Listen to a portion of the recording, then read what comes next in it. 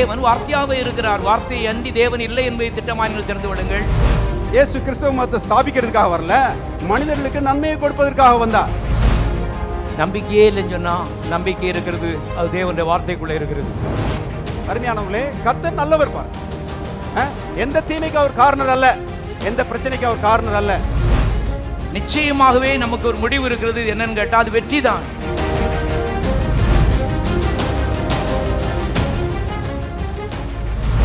ஒன்று தீமோத்தேயுவின் புஸ்தகம் 6ஆம் அதிகாரம் 18ஆம் வசனம் வாசிக்கிறேன். ஐஸ்வர்யவான் உள்ள விசுவாசிகள் நன்மை செய்யவும் நற்கிரியில் ஐஸ்வர்யவான்களாய் இருக்கவும் தாராளமாய் கொடுக்கவும் உதார குணமுள்ளவர்களாய் இருக்கவும் எல்லா சித்தமாக வாசிங்க.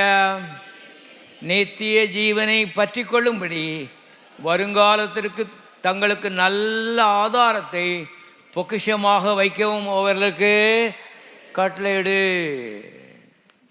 ஐஸ்வர்யம் வேண்டாம், நான் தான் கொடுத்துட்டேன், இப்போ ஏண்டா கொடுத்தேன்னு சொல்லி நான் வந்து வருத்தப்பட்டுக்கிட்டு இருக்கேன். அப்படி இப்போ கடவுள் சொல்லலை, இன்னும் கொடுக்கணும்னு திட்டம் வச்சுருக்கேன். ஆனால் என்ன செய்யணும்னு சொல்லி அவனுக்கு படித்து கொடு. ஐஸ்வர்யத்தை சேர்த்து வைக்கிறதுக்கு இல்லை, அரிசியை கட்டி பிடிக்கிறதுக்கு இல்லை, அருமையான நம்பிக்கை வைக்கிறது இல்லை, ஐஸ்வர்யத்தை வச்சுக்கிட்டு பாருங்கள் சண்டை பிடிச்சிட்டு நடக்கிறது இல்லை. இன்றைக்கி முக்கால் தொட்டுக்கு கழுத்து அறுத்துட்டு கிடக்காம பாருங்கள். பேப்பர் எல்லாரும் மறுபடியும் சத்தமாக சொல்லுவோம், பேப்பர். ஜீவ வார்த்தை விசுவாசிகள் பணம் பேப்பர், அது மேலே ஒன்றும் கிடையாது. கவனிங்க. ஆகவே கர்த்தருங்க சொல்கிறாரு, அஸ்திபாரம் போடு. இந்த கட்டடத்துக்கு ஒரு அஸ்திபாரம் போட்டிருக்கு. முதல்ல அதை போடணும், ரெண்டாவது தான் கட்டடம் என்ன செய்து வருது. அஸ்திபாரம் போட்டால் தான் கட்டடம் என்ன செய்ய முடியும், கட்ட முடியும். எவ்வளவு உயரமாய் போக வேண்டும் என்று தீர்மானிக்கிறீர்களோ அவ்வளவு ஆழமாய் அஸ்திபாரத்துக்குள்ள என்ன செய்யணும், இறங்கணும். எவ்வளவு பெரிய கட்டடத்தை கட்ட வேண்டும் என்று தீர்மானிக்கிறீர்களோ அவ்வளவு வலுவான அஸ்திபாரத்தை கீழே போடணும். அதை முன்கூட்டியே தீர்மானிக்கணும். முதல்ல போடுறது அஸ்திபாரம் தான். அவை தான் எதிர்கால நித்திய ஜீவன் என்பது. அது வந்து எல்லாருக்கும் ஒரே ஈக்குவலாக கொடுக்க போகிறதில்ல கடவுள். அருமையான கடவுள் வந்து ஒரு சிஸ்டம் வச்சுருக்காரு பாருங்க. அதில் வித்தியாசம் இருக்குது. சில நட்சத்திரங்களை மாதிரி பிராசிக்காங்க, சில சூரியனை மாதிரி பிராசிக்க போகிறாங்க, சில சந்திரனை மாதிரி பிராசிக்க போகிறாங்க. ஏகப்பட்ட வித்தியாசம் பரலோகத்தில் போய். இதெல்லாம் எப்படி வருது தெரியுமா? பூர்வ வாழ்க்கையிலே எதிர்காலத்தை குறித்து சிந்தித்து ஆழமாய் அருமையான உள்ள இதை போட்டு நல்லா கிரைண்ட் பண்ணி இந்த சத்தியத்தின் அடிப்படையிலே அருமையான வேலை செய்கிற இந்த பணத்தை கர்த்தருக்காக அருமையான செலவழித்து சூரியனை போல நான் இருக்க போகிறேன், எல்லாத்தையும் பீட் பண்ண போகிறேன். பாருங்கள், ஏராளமான ஆத்துமாதாயம் பண்ணினவர்கள் அடுத்தவங்களை காட்டிலும் அதிகமாக பிரகாசிப்பார்னு எழுதப்பட்டிருக்குது. சில ஆட்கள் இருக்கிற இடமே தெரியாது, மங்கி போய் கிடப்பாங்க. நானும் இங்கே இருக்கேன், நானும் இங்கே இருக்கேன்னு சொல்லிட்டு இருப்பாங்க. ஒன்றும் தெரியலைய. தெரிகிற மாதிரி இருக்கணும்னா அது பூமியில் இருக்கும் பொழுது அருமையானவர்களே தீர்மானம் பண்ணி அருமையானவர்களே திட்டமிட்டு நேரத்தை செலவழித்து பணத்தை செலவழித்து அருமையானவர்களே ஒரு முயற்சி பண்ண வேண்டும் என்று சத்திய வேதம் அருமையானவர்களே நமக்கு முன்கூட்டியே சொல்லி இருக்கிறது. அன்னைக்கு போய் கற்றுட்டு போய் என்ன இப்படி வச்சுட்டீங்க ஐயா, புஸ்தகத்தை தந்தன்னா வாஸ்தியா இல்லையா? அருமையான கவனியங்களாகவே ஆதாரம் என்பது ஆம்பிளிஃபைடு வேதாமத்திலே அஸ்திபாரம் என்று எழுதப்பட்டிருக்கிறது. அஸ்திபாரம் நித்திய ஜீவனுக்கு ஒரு அஸ்திபாரத்தை போடுறதுக்கு இந்த ஜீவனை குறுகிய ஜீவனை தேவன் தந்திருக்கிறாராம்.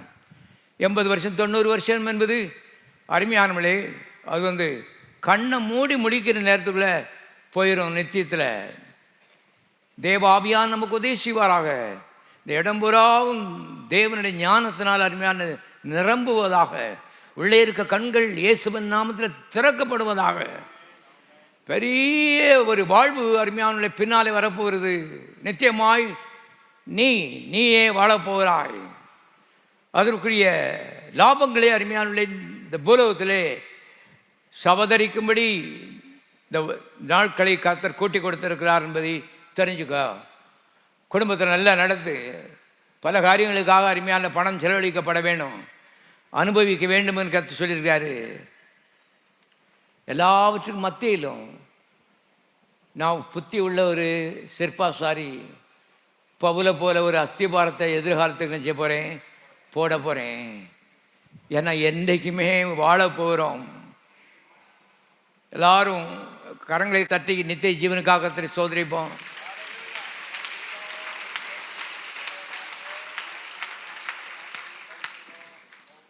என்றைக்குமே வாழ போகிறோம். சாவே கிடையாது. அம்மா வயதில் பிறந்துட்டா அதுக்கப்புறம் சாவே கிடையாது என்பதை நீங்கள் தெரிந்து விடுங்கள் அருமையானே. அதனால தான் நம்ம சொல்கிறோம் சீரியஸ் பிஸ்னஸ். இது சீரியஸ் பிஸ்னஸ். நான் சும்மா கதை பேசிட்டு இல்லை. தேவனுடைய ஆலயம், தேவன் இங்கே இருக்கிறார், தேவன் கேட்டுக்கொண்டே இருக்கிறார். சொன்னபடியே நடக்க போகிறது. அருமையான பாருங்கள், சாவே கிடையாது, வாழ போகிறோம். அப்போ அந்த வாழ்வுக்கு ஒரு நல்ல ஒரு அஸ்திபாரத்தை இப்போவே போட்டு வைக்க வேண்டும் நினைக்கிறவர்கள் ஞானிகள், புத்தி உள்ள பணக்காரர்கள். கர்த்தர் சொல்றாரு, நல்ல ஞான பணக்காரன் சாலமான மாதிரி நீ இருக்கணும்னு ஆசைப்படுறேன். இருந்தியன்னா பணத்தை கொடுக்குறது எனக்கு எந்த தடையும் கிடையாது. காரணம், நீ முட்டாளும் மாதிரி இருக்க மாட்ட, உன் நித்தியத்திற்காக செலவழிக்க. அருமையான கவனிங்க, வாசிப்போம். லூக்கா 16:13. எந்த ஊழியக்காரனும் 2 எஜமான்களுக்கு ஊழியம் செய்யக்கூடாது. ஒருவனை பகைத்து மற்றவனை சிநேகிப்பான், அல்லது ஒருவனை பற்றி கொண்டு மற்றவனை அசட்டை பண்ணுவான். தேவனுக்கும் உலகப் பொருளுக்கும் ஊழியம் செய்ய உங்களாலே கூடாது. நல்ல மனதில் நிதானித்துக் கொள்ளுங்கள். நான்லாம் ஆரம்ப நாட்களில் இதில் வெற்றி பெறவில்லை. ஆரம்பத்தில் தோற்று போயிட்டேன். அருமையான அதுக்கப்புறம் படிச்சுக்கிட்டேன். பணம் அவ்வளோ முக்கியம். ஏன்னா ஏழை குடும்பத்திலேருந்து வந்தவங்களுக்கு விசேஷமாக பணம்னா கடவுள் மாதிரி தெரியுது. கடவுள் இல்லை, பேப்பர். கவனிங்க, அதை பேப்பர் அருமையான தூக்கி போட என்றைக்கு தீர்மானம் பண்ணியோ அன்னைக்கு அருமையான ரொம்ப பேப்பர் பொத்து பொத்து பொல பொல பொல பொல பொலன்னு வானத்தை கிழிச்சு மேலே விடுறத நீ நினச்சிவ பார்ப்ப. ஏன்னா அவர்கிட்ட ஏகப்பட்ட பேப்பர் இருக்குது. யார் மேலே யார் தலையில் கொட்டலான்னு அவர் பார்த்துட்ருக்காரு. ஆனால் ஆள் சரியாக இருக்கணும். இவன்ட்ட கொண்டு வச்ச இது கொடுத்தாச்சுன்னு சொன்னால் ஏற்கனவே இருக்கிறத சேர்த்து வச்சிட்டு இருக்கான். நீ அடுத்ததையும் அதோட சேர்த்து கொண்டு ப்ரெஸ் பண்ணிவான். நீ எந்த கூட்டத்தில் இருக்க இந்த காலவெளியில் சிந்தித்து பார். ஆணாக இருந்தாலும் சரி, பெண்ணாக இருந்தாலும் சரி, பண ஆசை எல்லா தீமைக்கும் வேறாக இருக்கிறது. எத்தனை தீமைக்கு வேறாக இருக்கிறது? எல்லா தீமைக்கும் வேறாக இருக்கிறது. இன்னைக்கு பிரச்சனை வரலன்னு சொன்னால் நாளைக்கு அது பிரச்சனைகளை இழுத்து விடும். உன் குடும்பத்துக்குள்ளே அட்ராக்ட் பண்ணும். அருமையானே, சத்தியத்தை கேட்டுக்கொண்டிருக்கிறீர்கள். பணத்தை அருமையான கர்த்தரை விட அதிகமாக நம்பிக்கை வைத்து ஒரு பாசத்தை மேலே வைக்கும் பொழுது இப்போ அது வெளியே போகிற பிசாசுடைய கிரியைகளை நம்ம வீட்டுக்குள்ளே என்ன செய்யுது? இழுக்குது. இதை கர்த்தரே ஸ்டாப் பண்ண முடியாது, நீயும் ஸ்டாப் பண்ண முடியாது. ஆசீர்வாதங்களை வானத்தை கிழித்து கர்த்தர் உன் மேலே கொட்டணும்னு சொன்னால் உன் உள்ளம் திறந்த உள்ளமாக இருக்கணும். என்னை முழு மனதோடும் முழு இதயத்தோடும் கர்த்தரை நான் நேசிக்கிறேன். எனக்காக கல்வாரி சிலுவையில் ஜீவனை கொடுத்த இயேசு, அவர் ஏதோ ஒரு வெள்ளி பொண்ணு அல்லது சில்லறையை எதையோ கொடுக்கல, தம்மையே எனக்காகவும் உனக்காகவும் செய்தார், கொடுத்தார். இந்த நிலையிலே நீங்கள் சின்ன வயசுலேருந்தே வாழ வேணும். எனக்கு கொஞ்சம் வயசாகிட்டு ஆரம்ப நாட்கள் இதெல்லாம் எனக்கு தெரியாது. இப்போ எனக்கு கொஞ்சம் கொஞ்சமாக விளங்குது. ஒன்று நான் உனக்கு உள்ள அருமையான ஏற்றிக்கிட்டு இருக்கேன். நான் இதுதான் என் லட்சியம். ஆகவே நீ ஆரம்ப நாட்களில் வெற்றி உனக்கு வேணும்னு சொன்னான். அதுமாதிரி கர்த்தரிலிருந்து பரத்திலிருந்து ஒருவன் கொடுக்கப்பட்டால் ஒழிய அவன் ஒன்றே நினைச்ச மாட்டான், பெற்றுக்கொள்ள மாட்டான்.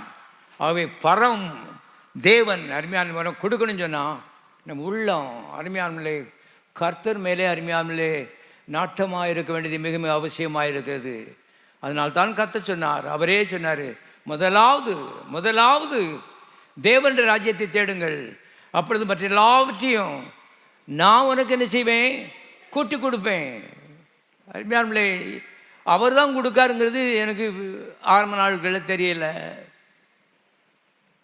பாருங்க, உங்களுக்கு தெரியட்டும், தேவாவியான உங்களுக்கு கற்றுக் கொடுக்கட்டும். நான் சொல்கிறேன், சின்ன வயசில் இருந்தே ஆழமான பெரிய நல்ல பாடங்களை கற்றுக்கொள்ளுங்கள், நன்றாக இருப்பீர்கள், உங்களுடைய சந்ததி நன்றாக இருக்கும். ஆகவே பணத்துக்கு முதலிடம் கொடுக்காத, அது கர்த்தருக்கு முதலிடம் கொடு. அருமையானவர்களே, இப்போ லூக்காவின் சுவிசேஷம் 12ஆம் அதிகாரம் 15ஆம் வசனம், பின்பு அவர் அவர்களை நோக்கி பொருளாசை குறித்து எச்சரிக்கையாயிருங்கள், ஏனெனில் ஒருவனுக்கு எவ்வளவு திரளான ஆசை இருந்தாலும் அது அவனுக்கு ஜீவன் அல்ல, நித்திய ஜீவன் அல்ல. நித்திய ஜீவனை பற்றி பேசிகிட்டு இருக்கோம். மறுபடியும் வாசிக்கிறேன், நல்லா இருக்கு. ஏனெனில் ஒருவனுக்கு எவ்வளவு திரளான ஆசை இருந்தாலும் அது அவனுக்கு நித்திய ஜீவன் அல்ல. இந்த யூதாஸ் காரியத்து 30 வெள்ளிக்காசுக்கு காட்டி கொடுத்துட்டான். 30 வெள்ளிக்காசுன்னா எவ்வளவுன்னு நான் பார்த்தேன், $21. $21 கிட்டத்தட்ட $1750. இவ்வளவு தாங்க, ரொம்ப ஒன்றும் இல்லை, கோடி ரூபா இல்லை, $21. அதுக்கு போய் அருமையானவர்களே கர்த்தரை காட்டி கொடுத்துட்டான். காட்டி கொடுத்துட்டு அதுக்கப்புறம் உள்ள அப்படியே அறுக்குது, அப்படி உள்ள அப்படியே கருகருன்னு உள்ள அறுக்குது. ஐயோ ஐயோ ஐயோ, குற்றமில்லாத ரத்தத்தை காட்டி கொடுத்தேன்னு சொல்லி உள்ள அப்படியே ரப்பனுது. தாங்க முடியாமல் தான் நேரே பரிசேட்ட ஓடனா, குற்றமில்லாத ரத்தத்தை நான் காட்டி கொடுத்தேன். அதுக்கு அவனுக்கு சொல்கிறானுங்க, அதுக்கு எங்களுக்கு என்ன, அது ஓம்பாடு. பிசாசு எப்படி பேசுகிறான் பாருங்க. பணம் கொடுப்போம் பணம் கொடுப்போம்னு சொல்லி முதலாவது பல்ல காட்டினவனுங்க இப்போ சொல்கிறான் அது ஓம்பாடு, எங்களுக்கு என்ன. உடனே அந்த $21 கோயிலுக்குள்ளே எரிஞ்சிட்டு அங்கே போய் தூக்கு போட்டு செத்து போனான். ஆச்சரியமான விஷயம் என்னன்னு கேட்டிங்கன்னா, இயேசு சிலுவையில் மரிப்பதற்கு முன்பதாக யூதாஸ் மரித்து போயிட்டான். அந்த $21 $1 கூட என்ன செய்யலை, செலவழிக்கலை.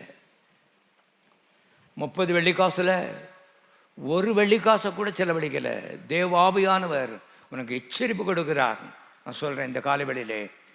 ஆகவே கர்த்தர் பணத்தை காட்டிலும் கோடி கோடி கோடி மடங்கு பெரியவர். தன்னுடைய ரத்தத்திலே சொட்டு ரத்தத்தையே ஆயிடும் அவர் வைத்து வைக்கவில்லை. எல்லாவற்றையும் உன்னுடைய பாவ மன்னிப்புக்காக, உன்னுடைய நல்வாழ்வுக்காக, உன்னுடைய நித்திய ஜீவனுக்காக கல்வாரி மேட்டிலே அருமையானே அவர் தாரை வார்த்தார் என்று சத்தியவேதம் நமக்கு சொல்கிறது. அவரை பற்றி ஒரு அன்பு பெருகிட்டு நாட்களுக்குள்ள அதிகமான நேரத்தை கர்த்தருக்கு செலவழியுங்கள், பணத்தை செலவழிங்க, எல்லாவற்றையும் செலவழிங்க, குடும்பத்தை கர்த்தருக்கு என்று அர்ப்பணியுங்கள். ஆழமாய் அருமையான கர்த்தருக்குள்ள கடந்து வாருங்கள். நான் சொல்றேன், வானத்தை கிழித்து கர்த்தர் உன்னை ஆசீர்வதிப்பார். ஆகவே என்றால் அநேருக்கு கேள்வி இருக்குது, எப்படி பணம் வரப்போகுது, எப்படி பணம் வரப்போகுது, வழியை நான் அவன்கிட்ட சொல்லிக்கிட்டு இருக்கேன். சாலமான மாதிரி ஞானமுள்ள ஒரு இருதயத்தை எனக்கு தாரும்.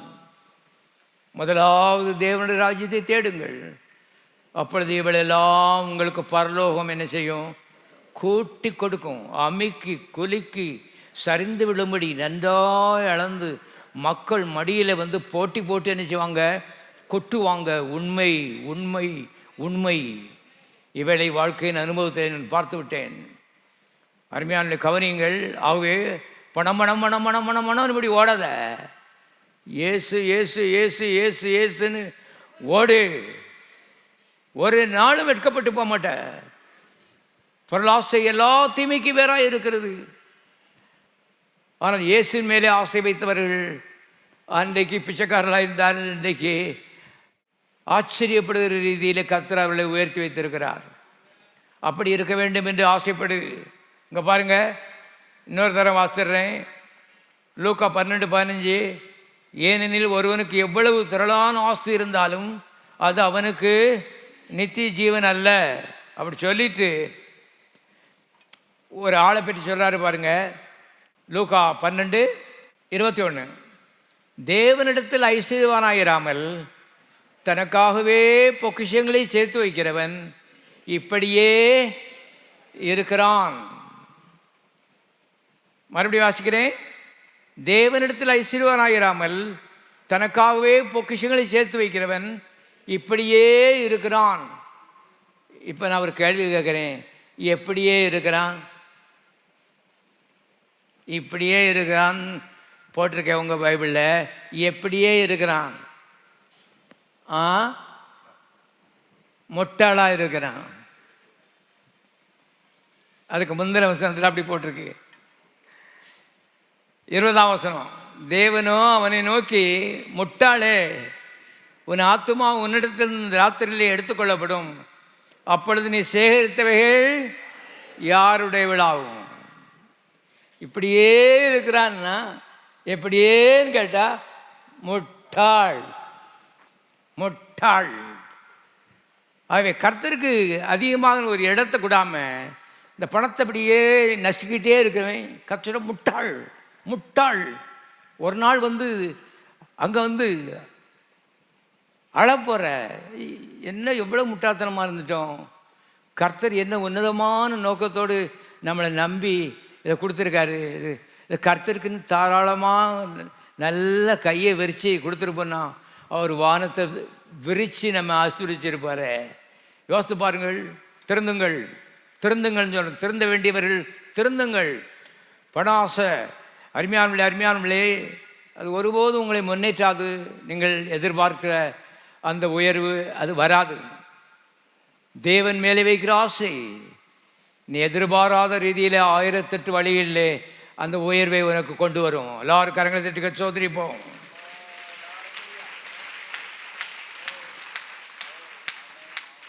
சாலமோன் கேட்கல, எனக்கு அதோட சேர்த்து கொஞ்சம், எங்கள் அப்பா பணக்காரராக தான் இருந்தார், ஆனால் அதோட கொஞ்சம் கூட்டி கொடுத்தீங்கன்னா நல்லா இருக்குன்னு நினைக்க அப்படின்னு சொல்லலை.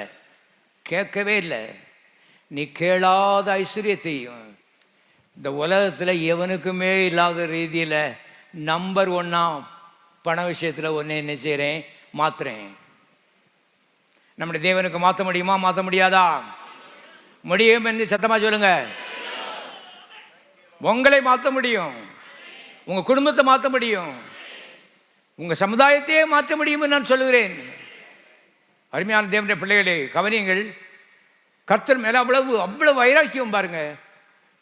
ஞான இருதயம், அறிவு உள்ளேயும் வெளியும் வரணுங்கிற ஒரு ஆசை அருமையானமே உங்களுக்கு வருமானால் பரலோகம் உங்களை பாராட்டும், நல்ல எதிர்காலம் எளிதாய் உங்களுக்கு கிட்டும் என்று கர்த்தருடைய ஆவியான சொல்லுகிறாரு. உங்கள் ஒரு பணக்காரனை பற்றி கர்த்தர் சொல்லியிருக்கிறாரு. பாருங்க, வாசிப்போம். இப்போ லூக்கா 12:16. ஐஸ்வர்யமுள்ள ஒருவனுடைய நிலம் நன்றாய் விளைந்தது. அப்பொழுது அவன், நான் என்ன செய்வேன், என் தானியங்களை சேர்த்து வைக்கிறதுக்கு இடமில்லையே, நான் ஒன்று செய்வேன், என் களஞ்சியங்களை இடித்து பெரிதாக கட்டி எனக்கு விளைந்த தானியத்தையும் என் பொருட்களையும் அங்கே சேர்த்து வைத்து, பின்பு ஆத்துமாவே, உனக்காக அநேக வருஷங்களுக்கு அநேகம் பொருள் சேர்த்து வைக்கப்பட்டிருக்கிறது, நீ இளைப்பாரி புசித்து குடித்து பூரிப்பாயிரு என்று என் ஆத்துமாவோடே சொல்லுவேன் என்று தனக்குள்ளே சிந்தித்து கொண்டிருந்தான். பக்கத்தில் இருக்கவன்கிட்ட கூட சொல்லலை, அவனுக்குள்ளே நினச்சிக்கிட்டு இருக்கான். நம்ம ஆண்டவருக்கு நம்ம என்ன நினைக்கிறோங்கிறது நல்லா நிச்சயம் தெரியும். எச்சரிக்கை, நம்ம என்ன நினைக்கிறோங்க தெரியும். நான் என்ன நினைக்கிறேன்னு சொல்லி அவருக்கு தெரியும். தூரத்திலிருந்து நினைவுகளை அறியீர் என்று பைபிளில் போட்டிருக்கு. அருமையால பாருங்க, இங்கே ஒரு பணக்காரன் அவன் சொல்கிறான், ஐஸ்வர்யமுள்ள ஒருவனுடைய நிலம் நன்றாய் விளைந்தது, நல்லது. அப்பொழுது அவன், நான் என்ன செய்வேன், என் தானியங்களை சேர்த்து வைக்கிறதுக்கு இடமில்லையே, நான் ஒன்று செய்வேன், என் களஞ்சியங்களை இடித்து பெரிதாக கட்டி எனக்கு விளைந்த தானியத்தையும் என் பொருட்களையும் அங்கே சேர்த்து வைத்து, பின்பு ஆத்துமாவே, உனக்காக அநேக வருஷங்களுக்கு அநேகம் பொருள் சேர்த்து வைக்கப்பட்டிருக்கிறது, நீ இளைப்பாரி புசித்து குடித்து பொறிப்பாயிரு என்ற ஆத்துமாவோடைய சொல்வேன் என்று தனக்குள்ளே சிந்தித்து கொண்டிருந்தான். கவனிங்க, எல்லாம் என் தான், என் தானியம், என் களஞ்சியம், என் பொருட்கள் எல்லாம் என் தான். தேவன், தேவன்கிற பேச்சுக்கு இடமே இல்லை. ஆனால் தான் கர்த்தர் சொன்னார், முட்டாள், மதிகேடனே, ஃபூல். எவ்வளவு பெரிய உனக்கு நித்தியத்தை குறித்த ஒரு சின்ன ஒரு பார்வை இருந்துச்சுன்னா, you will be just opposite. நீ வித்தியாசமா நீ நினைச்சுவ இருப்ப. ஆகவே தான் அருமையான கவனியங்கள், நித்தியத்தை குறித்த, நித்திய ஜீவனை குறித்த ஒரு ஒரு வெளிச்சம் கர்த்தர் எல்லாருக்கும் தரணும். தேவ ஆவியான எல்லாருடைய கண்களையும் திறக்க வேண்டும். பிரகாசமான மனக்கண்களை எல்லாருக்கும் கொடுக்க வேண்டும். வேத வாக்கியங்களை அறிந்து கொள்ளும்படி கர்த்தர் மனதை திறக்க வேண்டும். நித்திய ஜீவனை குறித்த அறிவு வரும் பொழுது மணி இஸ் நத்திங், பணம் ஒன்றும் இல்லை. இதை வச்சு சாகுறதுக்கு முன்னால் இந்த கர்த்தருக்கு ஏதாவது ஒன்று சின்னது நான் கண்டிப்பாக செய்யணும், இப்படி ஒரு ஆசை வர ஆரம்பிக்கும். கர்த்தர் சொல்கிறாரு, புத்தி வந்துருச்சு, புத்திசாலி, புத்திமான், புத்திசாலித்தனமான ஐஸ்வர்யவான். அருமையான கவனிங்கள், ஆகவே ஐஸ்வர்யவானாக இருக்க பற்றி ஒரு தப்பும் கிடையாது. அவரே பெரிய ஐஸ்வர்யவான். ஆகவே ஐஸ்வர்யவானாக இரு, ஆனால் புத்தி உள்ள ஐஸ்வர்யவானாக என்ன செய் இரு. புத்தி உள்ள ஐஸ்வர்யவான் எப்போவும் தேவனை பற்றி சிந்திக்கிறான், எப்போவும் தன்னை பற்றி சிந்திக்கிறது இல்லை. என்றால் இந்த உலகத்தில் வந்ததே அவர் மூலமாக தான் வந்திருக்கிறோம். அவருக்குள்ளே இருக்கிறோம், அசைகிறோம், பிழைக்கிறோம். அவருக்குள்ளே மூச்சு விடுகிறோம். அவருக்குள்ளே அருமையானவர்களே பிழைக்கிறோம், உட்கார்ந்திருக்கிறோம், எழுந்திருக்கிறோம், நடக்கிறோம், எல்லாவற்றையும் செய்கிறோம். எல்லாம் அவருக்குள்ள தான். அவரை அன்றி வேறு எதுவும் கிடையாது வாழ்க்கையில். அப்படி இருக்கும்போது தேவன்னு ஒரு வார்த்தை சொல்லாமல் இருக்கிறது எவ்வளவு முட்டாள்தனம். சங்கீதக்காரனாக தாவீது பணக்காரனாக தான், ஆனால் அவன் சொல்கிறான், என் ஆத்துமாவே கர்த்தரை ஸ்தோத்திரி, என் முழு உள்ளமே அவருடைய பரிசுத்த நாமத்தை ஸ்தோத்திரி. என் ஆத்துமாவே கர்த்தரை ஸ்தோத்திரி, அவர் செய்த சகல வாரங்களையும் ஒன்றையும் மறந்து போகாதே. ஏன்னா எல்லா வாரங்களும் அவற்றை தான் இறங்கி வந்திருக்கு. அவர் இல்லைன்னா நான் இன்னைக்கு சாணிக்கு பின்னால, மாட்டுக்கு பின்னால, ஆட்டுக்கு பின்னால 1000 மெய்ப்பொருளை போல காடுகளில் அலைந்து இருந்திருப்பேன். இன்னைக்கு சிங்காசனத்தில் உட்கார்ந்துருக்கேன்னு சொன்னா அந்த தேவன் தான். கவனியுங்கள், ஆகவே எப்போது நம்முடைய உயர்வுக்கு அவர் காரணம் என்பதை மனதிலே கொள்ளுங்கள். செய்த எல்லா நன்மைகளையும் நினையுங்கள். எல்லா அனுகூலங்களும் அவரிடத்திலிருந்து உங்களுக்கு வந்திருக்கிறது. எல்லா நல்ல வாசலும் அவர் மூலமாய் திறக்கப்பட்டிருக்கிறது. உங்களுக்கு விரோதமாய் வந்த எல்லா பொல்லாத வாசலும் அவர் மூலமாய் மூடப்பட்டிருக்கிறது. உங்களுக்கு வந்த எல்லா தீமைகளும் அவர் மூலமாய் அழிக்கப்பட்டிருக்கிறது. இதுவரைக்கும் கர்த்தர் உங்களை கொண்டு வந்திருக்கிறார். எப்போ மனதில் தேவன் தேவன் தேவன். இந்த இடம் முதலாவது இருக்கட்டும். அதுக்கப்புறம் உங்கள் களஞ்சியங்க இடிங்க, கட்டுங்க, என்ன வேணாலும் செய்யுங்க. அதை பற்றி அவருக்கும் பொறாமல் இல்லை, எங்களுக்கும் பொறாமல் இல்லை. அருமையான கவனிங்க. ஆகவே களஞ்சியம் பெருசாக கட்டுறதுல ஒன்றும் தப்பு இல்லை. தேவனை மனதில் நினைத்து கொண்டே, ஆண்டவரே உமக்கு ஸ்தோத்திரம், இந்த செங்கல் இது உம்முடைய கரத்திலிருந்து வந்தது, இந்த சிமெண்ட் உம்முடைய கரத்திலிருந்து வந்தது, இந்த கொத்தை உம்முடைய கரத்திலிருந்து வந்திருக்கிறான். எல்லா வாய்ப்புகளையும் நீரே உண்டாக்கி எல்லாவற்றையும் முடித்து தருகிறீர். நீரே ஆரம்பிக்கிறீர், நீரே முடித்து தருகிறீர். எல்லாரும் கரங்களை தட்டி சோதிப்போம்.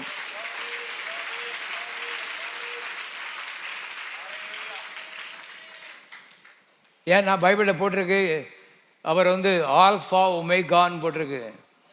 ஆல்ஃபா ஒமேகான்னா என்னன்னு உங்களுக்கு தெரியுமா? ஆல்ஃபா ஒமேகான்னு சொன்னால் கிரேக்க மொழியிலே உள்ள சொல் எழுத்துக்கள். இங்கிலீஷில் ஏபிசிடி இசட்னு சொல்கிறாங்க. அந்த மாதிரி அது ஆல்ஃபாவில் ஆரம்பித்து ஒமேகாவில் முடிகிறது. கர்த்தர் சொல்கிறாரு, நான் தான் ஆல்ஃபா, நான் தான் ஒமேகா. அதுக்கப்புறம் இடையில பீட்டா, காமா, டெல்டான்னு வரிசையாக போகுது. எல்லாம் நான் தான். எல்லாரும் கரங்கத்திற்கு சோதரிப்போம்.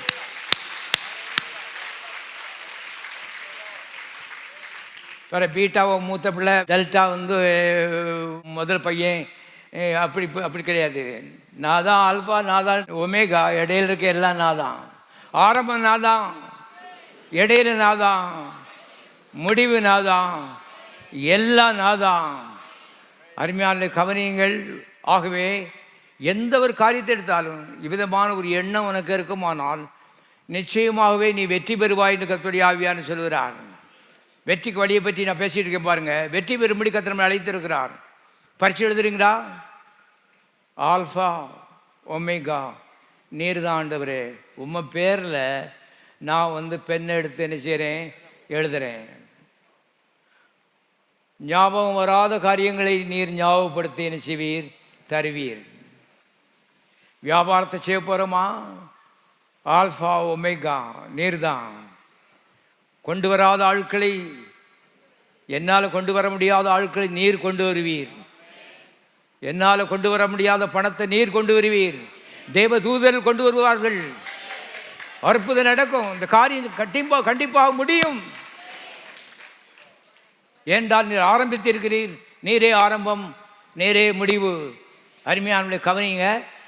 ஆகவே அவ்விதமாக ஒரு மனநிலையிலே நீங்கள் ஐஸ்வர்யவான்களாய் வாழ வேண்டும் என்று தேவன் விரும்புகிறார். பணமா?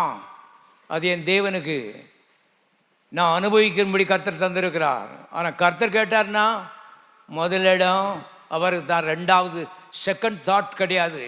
கொடுப்போமா வேண்டாமான்னு சொல்லி 100 நேரம் கணக்கு பார்த்துட்டு இருக்கல. கர்த்தர் சொன்னால் அள்ளி வீசுறது. என ஒன்று கொடுத்தா 1000 அருமையான கர்த்தர் அருமையான வானத்தை திறந்து திருப்பி கொடுப்பார் என்பதை இந்த வாழ்க்கையின் அனுபவத்தில் கண்டுபிடித்து கொண்டேன். ஆகவே சபை அவிதமாக இருக்க வேண்டும் என்று நான் விரும்புகிறேன். தேவனுடைய பிள்ளைகள் எல்லாரும் அவிதமாக இருக்க வேண்டும். நீ பணத்தினால பிடிக்கப்படக்கூடாது. பணம் உன்னை கேப்டிவாக ஒரு அடிமை மாதிரி பிடிச்சு வச்சிருக்க கூடாது. செய்யலாமா கூடாதா வேண்டாமா சொல்லி 100 தடவை சிந்திக்கிறது இல்லை. கர்த்தர் அன்னைக்கு பாருங்க, மரியாள் அந்த விலையேறப்பட்ட பரிமள தைலத்தை ஒரு பாட்டில் 300 நாள் திராட்சை தோட்டத்தில் வேலை பார்த்தா சம்பாதிக்கலாமா? அவ்வளோ விலையேறப்பட்ட அந்த பாட்டில் எடுத்து இயேசுநாதருடைய காலில் வந்து உடைச்சி ஊற்றி முடிய வச்சு தொடச்செடுக்கா. எவ்வளோ பெரிய பாக்கியம்.